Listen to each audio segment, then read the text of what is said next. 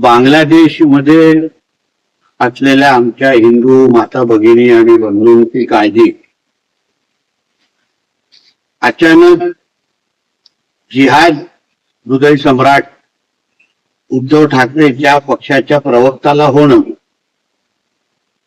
हे विरोधाचीच गोष्ट आहे. त्यांना उठसूट फक्त दाढीवाले आणि मुल्ला मौलवी दिसतात, ज्यांना या महाराष्ट्रामध्ये जिहाद्यांच्या समर्थक किंवा जिहाद्यांनाच समर्थन करून मतदान मिळवायचं होतं. उभाटाचा प्रत्येक उमेदवार हा मुसलमान समाजाच्या मतामुळेच आज आमदार म्हणून निवडून आलेला आहे. ह्यांनी जेवढा वेळ मुल्ला मौलवींबरोबर घालवला त्या विरुद्ध 1% पण वेळ यांनी कधीही मंदिर आणि आमच्या साधू संतांना दिलेला नाही. त्या पक्षाचा प्रवक्ता हा संजय राजाराम राऊत राष्ट्र स्वयंसंघ आणि भारतीय जनता पक्षाला देशभक्ती आणि हिंदुत्व अगर शिकवत असेल तर ह्याच्यापेक्षा नालायक कोणच असू शकत नाही. हा जेव्हा गोधडीमध्ये होता तेव्हापासून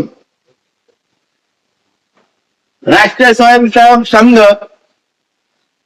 भारतीय जनता पक्ष हे हिंदू समाजाची सुरक्षा आणि त्याची काळजी घेत होते.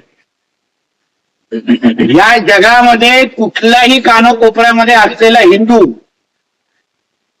ह्याची काळजी जेवढं राष्ट्रीय स्वयंसंघ करतात, जेवढं भारतीय जनता पक्ष करतात, त्याचा 1% पण ह्या उभाटा आणि ह्याचा मालक करत नाही. मतदानावेळी ह्यांना फतवे लागतात आणि निकालामध्ये जेव्हा महाराष्ट्राच्या जनतेने ह्यांना नाकारलं तेव्हा मग आता ह्यांना भगवा आठवतो. आज बांगलादेशमध्ये राहत असलेल्या हिंदूंची काळजी घेण्यासाठी आमचं नरेंद्र मोदी साहेबांचं सरकार, आमचं परराष्ट्र मंत्रालय हे जेवढं दिवस रात्र काम करताय, काळजी घेत आहे,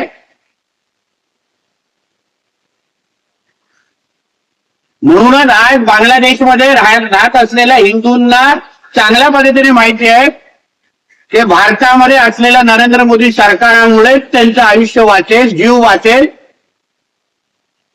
आणि बांगलादेश मधली परिस्थिती इंदिरा गांधींपेक्षाही चांगले हाताळण्याची क्षमता ही निश्चितपणे नरेंद्र मोदीजींमध्ये आहे असं मी ठाम विश्वासाने तुम्हाला सांगू शकतो. म्हणून संजय राजाराम राऊतला सांगेन, तू तुझ्या दाढी कुरवणाऱ्या लोकांबद्दल चिंता कर, त्यांच्या दाढी साफ करत बस, त्यांच्या टोप्या गोल टोप्या साफ करत बस.